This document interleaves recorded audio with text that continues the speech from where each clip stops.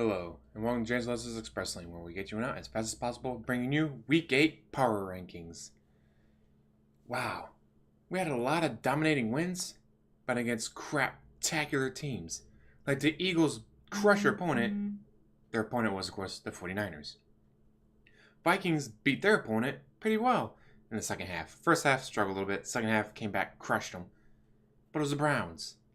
It's like, or the Chiefs. Chiefs just smacked around their opponent, but it was the waning Broncos. Like, yes, those are great wins. Always good to win and all that.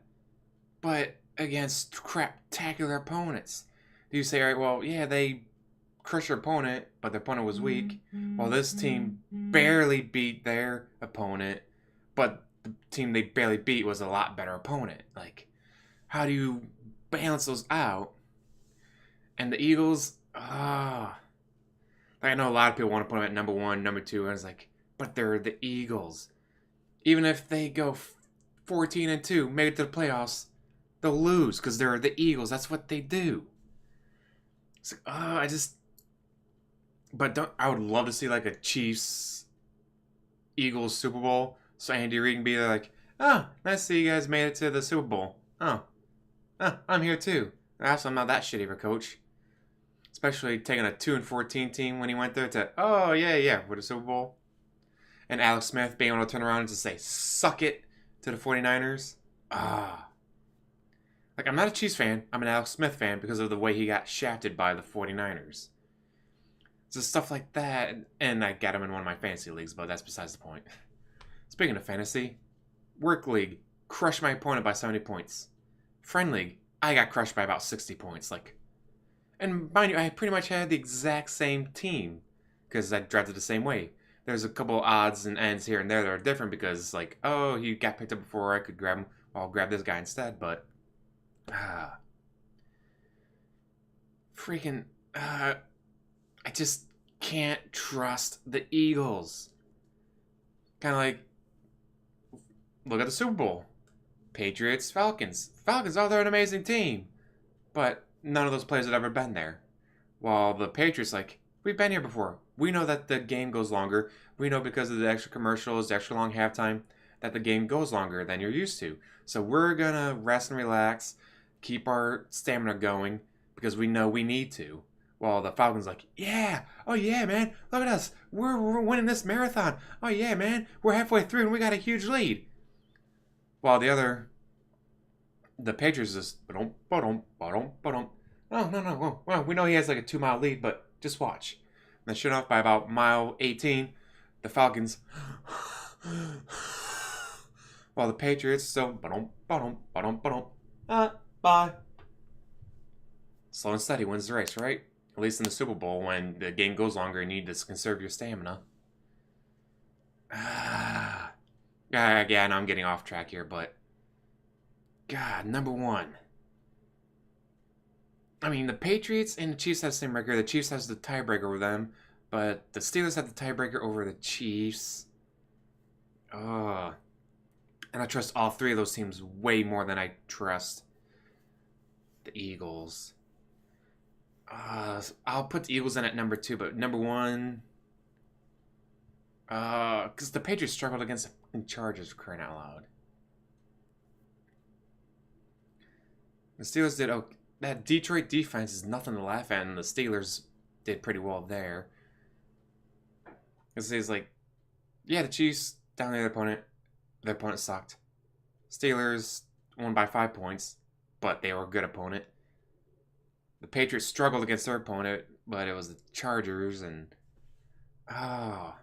number one, eeny, meeny, miny, mo. We're gonna go with Patriots 1, Eagles 2, Chiefs 3, Steelers 4, Vikings number 5. I'd like to have them higher, but it was the Browns. Can't have them higher than that. Number 6. The Panthers, I'm pretty sure, are leading the South again, even though the Saints won. And the Saints won in pretty good fashion. Then again, so did the Panthers. And the Titans lead the AFC South because the Texans met up against the Seahawks that just put on one hell of a Hall of Fame. They both put up a Hall of Fame game. Ooh.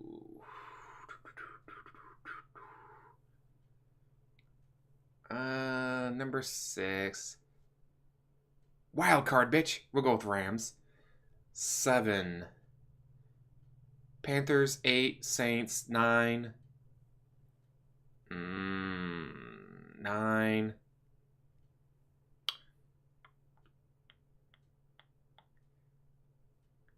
Ah.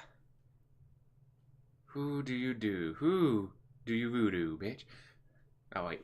Wrong song.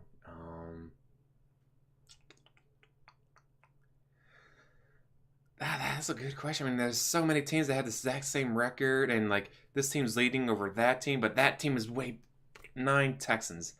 I know the Titans are still leading, but and I thought that they would be leading because they were doing very well, not because their other members of the team got hit with injuries or screwed something up or just came up against a Hall of Fame game.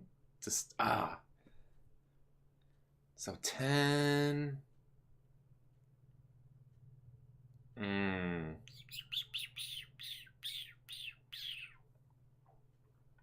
Poor Raiders. We'll go with the Bills.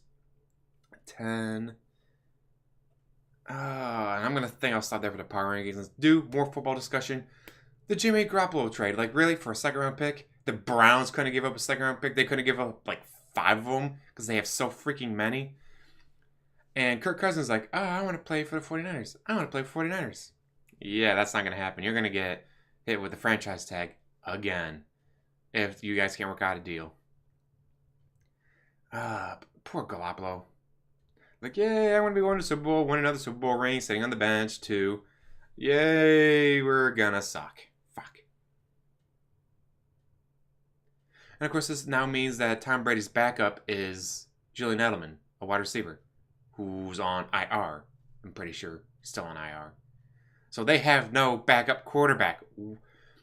Look, I get that Bill Belichick is a genius, and if they didn't trade Garoppolo, they were going to get nothing for him because he was going to go away in the free agency after this season. So I get why they made the trade, but you have no backup. If Tom Brady hurts his knee or something, you are fucked.